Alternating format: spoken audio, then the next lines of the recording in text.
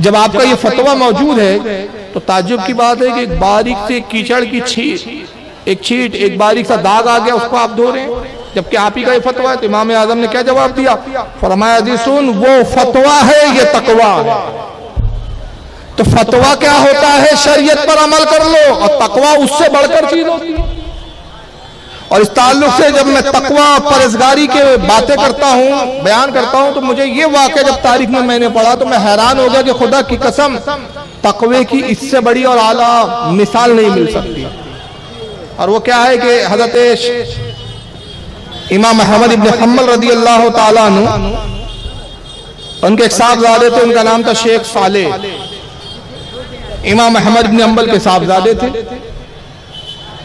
इस्फान करके एक इलाका था, वहां बादशाह ने उनको वजीर बना दिया, काज़ुल कज़ा का ओहदा दे दिया। तो इमाम अहमद इब्न हम्बल ने उनको मना किया, फरमाया कि बादशाह का वो ओहदा ठुकरा दो, इसलिए कि बादशाह जो तुम्हें तनख्वाह देगा ये वो तनख्वाह होती है जो लोगों से जुल्म और जबर के साथ ली जाती है। लोगों से जो बादशाह टैक्स वसूल करते हैं, ये जबर और जुल्म के साथ वसूल करते हैं। तो ये बादशाह के लिए खुद ये रकम जो जुल्म से हासिल की गई हलाल नहीं, और वही रकम तुम्हें तनख्वाह में देगा तो तुम्हारे लिए हलाल नहीं। तो हजरत शेख साले को हजरत इमाम अहमद इब्न हम्बल ने बहुत समझाया। चुनांचे बाद में ये हुआ कि भाई वो इमाम अहमद इब्न हम्बल से अलहदा रहने लगे, उन्होंने घर बदल दिया। एक मरतबा इमाम अहमद इब्न हम्बल रदी अल्लाह ताला अन्हु अपने घर, मतलब उनके गुलाम ने अपने आका के लिए रोटियां तैयार करनी चाहिए। गुलाम खाना पकाता था, तो जब उसने आटा निकाला गूंदने के लिए तो उसमें डालने के लिए नमक नहीं था, नमक खत्म हो गया था घर में। और जाहिर सी बात है, आप जानते हैं कि आटे में जो नमक डाला जाता है रोटी बनाते वक्त वो कितना होता है? बहुत कम, एक चुटकी बराबर, बस थोड़ा सा लेके उस पर डाल देते हैं, यानी बहुत ज्यादा नमक नहीं डाला जाता, चुटकी भर 2 चुटकी डाला जाता है। बनिस्बत इसके जो सालन और दूसरी चीजों में डालते हैं हमारे यहाँ नमक, उससे बहुत कम मिकदार में होता है, उतना भी नमक दस्तयाब नहीं था। तो इमाम अहमद इब्न हम्बल के गुलाम के दिल में ख्याल आया कि घर में नमक नहीं, आका है ही नहीं कि उनसे पैसा लूं, रकम लूं और नमक ला लूं। तो चलो ऐसा करते हैं कि हजरत साले का घर करीब है, वहां जाते हैं, उसकी कनीज से उधार ले आते हैं। उनकी कनीज वो पहुंचा गुलाम, और हजरत साले की कनीज से उसने मुलाकात की, कहा कि तुम मुझे जानती हो, मैं इमाम अहमद इब्न हम्बल तुम्हारे आका के वालिद का गुलाम हूँ। कहा मैं जानती हूँ। कहा मैं आर्जी तौर पर उधार कुछ नमक दे दो, हमारे आका जब नमक लाएंगे हम नमक तुम्हारा लौटा देंगे। तो उसने कहा ठीक है। उसने बहुत सारा इनको नमक दे दिया गुलाम को। गुलाम साहब आए नमक लेकर, और आटे में वो चुटकी भर नमक डाला, रोटी बनाई, रोटी तैयार हुई। इमाम अहमद इब्न हम्बल तशरीफ लाए, दस्तरखान पे जैसी रोटी रखी, इमाम अहमद इब्न हम्बल ने रोटी का निवाला लिया, तोड़ा, और जैसी मुंह के करीब लाया, एक जुमला बेसाख्ता जबान से फरमाया, रख दिया। और जुमला क्या था? कहा इसमें किसी गैर के नमक की बू आती है। कौन सी नाक थी भाई ये? अरे यहाँ तो इतना हराम हम कटार जा रहे हैं, बू ही नहीं आ रही है हराम और हलाल की। और यहाँ ये तकवे वाली नाक, वो तसव्वुफाना नाक, वो सुफियत वाली नाक कि जिसने नमक की बू महसूस कर ली। हमें तो ऐसा 10 किलो नमक भी सूंघा के बोला जाए तो हम उसकी बू महसूस नहीं कर सकते। ये बुजुर्गों की निगाह थी, ये उनके तकवे परहेजगारी का आलम था कि उस आटे में जो गैर का नमक है वो भी जान गया। फरमाया इसमें गैर के नमक की बू आती है। गुलाम बता ये नमक तूने कहां से लाया जो आटे में डाला गया? तो गुलाम ने बड़े अदब से अर्ज किया, हुजूर ये आप ही के साहबजादे हजरत शेख साले के घर का नमक है। फरमाया ये रोटी मेरे लिए हलाल नहीं, इसलिए कि इस रोटी में वो नमक पड़ा है कि जो बादशाह की तनख्वाह से आया है, उस माल से, बादशाह के माल से आया है जो जुल्म जबर से हासिल किया जाता है। ये रोटी मेरे लिए हलाल नहीं। ये कह के आपने वो रोटी को छोड़ दिया और फरमाया सुनो ये रिस्कुल्लाह है, अल्लाह का रिस्क है, इसको फेंकना दुरुस्त नहीं, जायज नहीं, ये मेरे लिए दुरुस्त नहीं है, मेरा तकवा इजाजत नहीं देता कि मैं इस रोटी को खाऊं, लेकिन ये दूसरे के लिए तो मुबार हलाल है, जरूरतमंद तो इसको खा सकते हैं।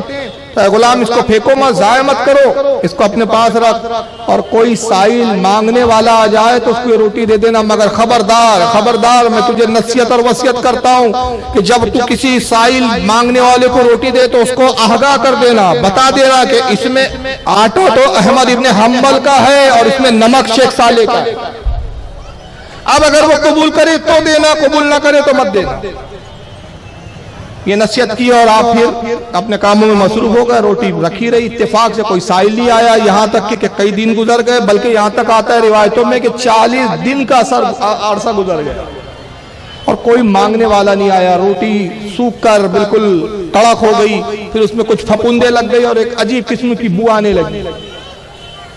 एक दिन इमाम अहमद इब्न हम्बल रज़ी अल्लाह ताला अन्हु अपने घर में दाखिल हुए तो वो जो रोटी की एक हल्की सी बू महसूस हो रही थी सड़न की वजह से, वो बू महसूस नहीं हुई। गुलाम से कहा बता वो बू नहीं आ रही है, वो रोटी का क्या हुआ जो खराब हो गई थी, किसी के खाने लायक नहीं थी, उसका क्या किया तूने? कहा हुजूर आज मैंने रोटी को देखा बर्तन में जो रखा था तो वो इस लायक ही नहीं थी कि किसी जानवर को खिलाया जाए या किसी इंसान को खिलाया जाए, उसमें बड़ी अजीब बू थी। मैंने उस रोटी को उठाया और दरिया दजला में फेंक दिया। मैं दरिया दजला में उसको फेंक आया। जैसे इमाम अहमद इब्न हम्बल ने सुना अपने सर को पकड़ लिया। का अफसोस तूने वो काम किया जो तुझे नहीं करना चाहिए था। अगर तू मुझे पूछ लेता, मुझसे दरियाफ्त करता, खुदा की कसम मैं तुझे ये हुक्म देता है कि जमीन खोद कर उसको दफन कर दे। अब तूने दरिया दजला में डाल दिया, न जाने किस मछली ने उस रोटी को खाया होगा। खुदा की कसम अब दरिया दजला की मछलियां मेरे लिए हलाल नहीं। रावी कहते हैं कि पूरी जिंदगी गुजर गई और फिर इमाम अहमद इब्न हम्बल ने पूरी जिंदगी में कभी मछली खाई सिर्फ इस ख्याल से कहीं ऐसा ना हो कि वो दरिया दजला की वही मछली मेरे दस्तरखान पर ना आ जाए जिसने उस रोटी को खाया। अंदाजा लगाइए तकवे और परहेजगारी की इससे बड़ी कोई मिसाल मिल सकती है?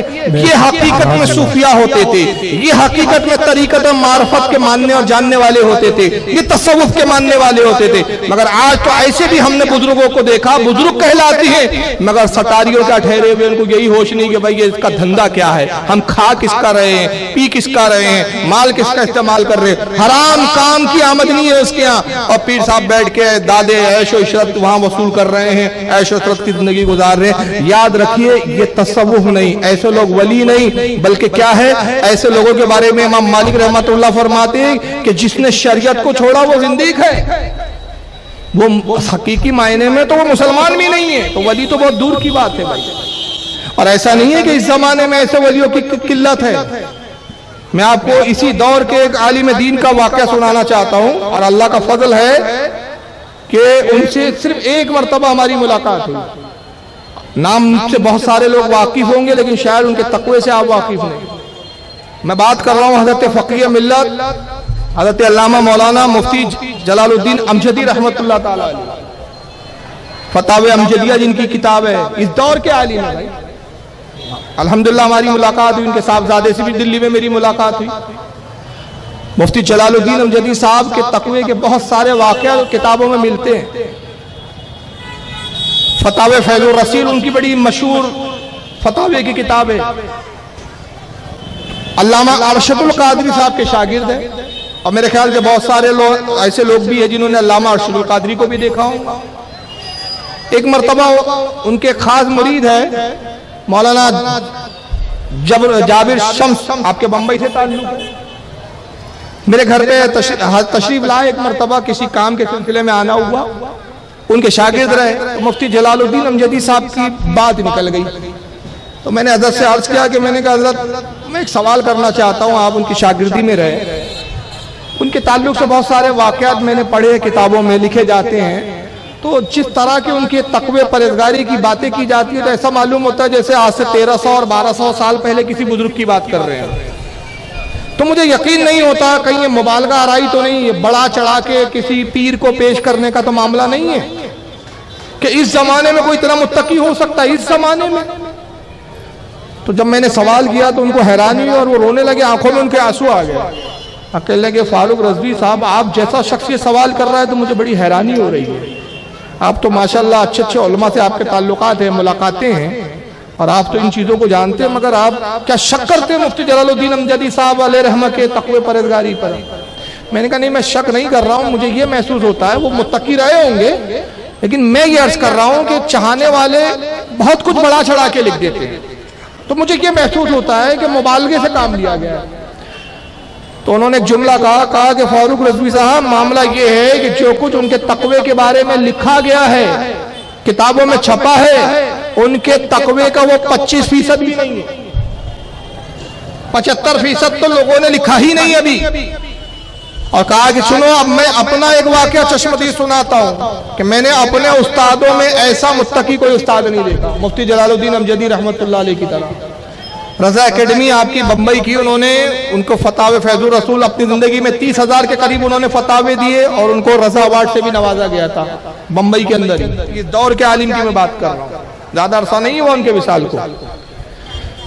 तो वो कहते हैं कि मैं अपना एक वाक़या बताता हूँ, इससे आप उनके तकवे का अंदाजा लगाइए कि दारुल इफ्ता में हजरत फतवा नवेशी का काम करते थे। तो मदरसे की तरफ से कलम भी दिया जाता है, जैसे एक ऑफिस होता है तो ऑफिस में सारे होते हैं भाई, कागजात है, कलम है, चिपकाने के लिए गम, गोंद वगैरह, फेविकॉल की बोतलें, ये सब इंतजाम होते हैं, टिकट वगैरह सब होते हैं। तो फतवा लिखते थे। एक मरतबा मुझे बुलाया, कहा कि मौलवी साहब एक तकलीफ उठाएंगे आप? मैंने कहा हुजूर हुक्म दीजिए। कहा एक रिफिल ले आइए। उस जमाने में पेन, आजकल तो कैसा पेन कैसे आते हैं, यूज एंड थ्रू वाले पेन आते हैं, यानी पेन इस्तेमाल कीजिए, सस्ते हो गए, 5 रुपए 10 रुपए के पेन इस्तेमाल करो, फेंक दो। उस जमाने में क्या होता था, थोड़े पेन महंगे महसूस होते थे, यानी उस वक्त हालत ये थी, रुपये की वैल्यू थी, तो 30 पैसे की रिफिल आती थी। आप में से बहुत से लोग होंगे जिन्होंने पेन में रिफिल बदला होगा। बात समझ में आ रही है ना? नए बच्चे नहीं समझ रहे होंगे रिफिल क्या बता रही है। 30 पैसे की रिफिल आती थी, रिफिल खत्म हो गई, दूसरी रिफिल लाके उसी पेन में डाल दी जाती थी। तो मुझसे कहा कि आप एक काम कीजिए, एक रिफिल ले आइए। तो वो कहते हैं कि मुझे थोड़ा हैरानी हुई कि यहाँ पेन वगैरह तो ये रिफिल क्यों बुला रहे हैं, हो सकता है भाई ये पेन खराब हो गया, चल नहीं रहे हो। तो वो एक 30 पैसे की एक रिफिल ला के दे दिया हजरत को। हजरत ने कहा बैठिए, मुझे आपसे एक और काम है। अब ये बैठे, तो उस वक्त 2 किस्म के लेटर चलते थे, अब आजकल तो लेटर दिखते भी नहीं भाई। एक पीले कलर का कार्ड आता था और एक वो अंतरदेशी बोलते थे, वो हल्के ग्रीन कलर का आता था, वो बड़ा आता था, उसमें ज्यादा लिख पाते थे, वो थोड़ा महंगा होता था। अंतरदेशी जो कार्ड होता था उस पर टिकट लगानी पड़ती थी, और पीले कार्ड था उसको टिकट की जरूरत नहीं, उसकी वैल्यू टिकट के बराबर होती थी, लिखिए और डायरेक्ट पोस्ट कर दीजिए। तो कहते हैं कि उन्होंने अंतरदेशी पे लिखा, बहुत देर तक लिखते रहे, और जब लिख चुके तो फिर जेब से उन्होंने गोंद की बोतल निकाली, गम की बोतल, और उसको लगाया, चिपकाया, फिर दूसरे जेब से टिकट निकाली, टिकट चिपकाया, और फिर लिख चुके तो फिर वो पेन को खोला, साहब रिफिल निकाली, एक कागज में लपटा, रिफिल जेब में रख ली, और पुरानी रिफिल जो निकाल के रख दिए थे वो रिफिल फिर उसी पेन में डाली, और कहा मौलाना आप इसको पोस्ट कर दीजिए। तो मौलाना शम्स जाबिर साहब हैरान, का हजरत एक बात समझ में नहीं आई, ये रिफिल खराब हो गई तो आप इसको दोबारा पेन में क्यों डाल रहे हैं? कहा मौलवी साहब ये रिफिल अच्छी है, खराब नहीं हुई। तो कहा हजरत से दूसरी क्यों बुलाया? कहा मियाँ बात ये है कि ये जो पेन में अंदर रिफिल है ये मदरसे की रिफिल है, जो मुझे फतवा लिखने के लिए दी गई है, और जो मैंने खत लिखा ये मैंने अपनी बीवी को लिखा है। तो मेरे इश्क, मेरे तकवे ने गवारा ना किया कि मैं अपनी बीवी के लिए जो खत लिख रहा हूँ अपने काम के लिए, वो उसके लिए मदरसे की रिफिल का इस्तेमाल करूँ। बताइए इस दौर में बहुत खूब, बहुत अच्छा। तो ये हकीकी वली है, मगर हम ऐसे वलियों को नहीं समझते। क्यों? ये सोंग धतूरे नहीं करते, ये अंगूठियां नहीं पहनते, ये कव्वालियों में नहीं बैठते, तो हम कहते हैं अरे ये तो मौलवी है यार, इनका क्या तकवा, ये सब फजूल लोग हैं। हमको कौन सा वली पसंद है? जो अंगूठी बाज हो, जो दारू पीने वाले के भी साथ हो, शराब पीने वाले के भी साथ हो, सट्टा लगाने वाले की भी, सब आ जाओ, सर्वधर्म संभावना, आओ नाचो गाओ, ये है विलायत, ये है तरीका, इसको हम विलायत कहते हैं।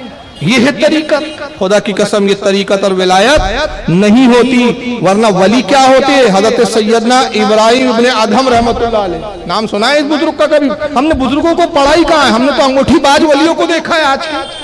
हमने जानने की कोशिश ही नहीं की हम सुन्नियों ने कि हकीकत में वली थे कौन और होते कौन है। इब्राहिम इब्ने अदहम वो थे जो बल्ख के, ईरान का एक इलाका शहर है बल्ख, बल्ख के बादशाह थे। तख्त को ठोकर मार दी, फकीरी की जिंदगी इख्तियार कर ली, सूफी बने, और तकवा परहेजगारी में वो मयार हासिल किया। सरकार ख्वाजा गरीब नवाज के सिलसिले में आते दादा पीर गौसे हजरत ख्वाजा गरीब नवाज के। किसके दादा पीर है? गरीब नवाज के, जिनका नाम लेके हमारी जबानें नहीं थकती, उनके पीर साहब है। जब बादशाहत को ठोकर मार दी तो उन जब घर से निकले थे महल छोड़ के, तो एक बेटा और एक बेटी छोड़कर गए थे। तो साहब वो बच्चे जब जवान हुए तो ये अपने वालिद को तलाश करते रहे। बड़ी तलाश और जुस्तजू के बाद हरम के अंदर हज के मौके पर इन बच्चों की अपने बाप से मुलाकात हुई। तो बेटी ने जिद की, बड़े तफसीली वाकयात है, वक्त उतना है ही नहीं। बहरहाल बेटे का तो इंतकाल उसी हज के दौरान हो गया। बेटी ने जिद की कि हुजूर अब मैं अब्बाजान महल नहीं जाऊंगी, अब आप ही के साथ रहूंगी। बेटी की जिद पर अपने साथ रख लिया। कुछ सालों और कुछ अरसे के बाद बेटी भी बाप के रंग में रंग गई। वही तकवा था, वही परहेजगारी थी। वही कनात पसंद। अब बेटी जवान हुई तो हजरत को फिक्र हुई कि कोई नेक और साले लड़का मिल जाए तो मैं अपनी बेटी का निकाह कर दूं।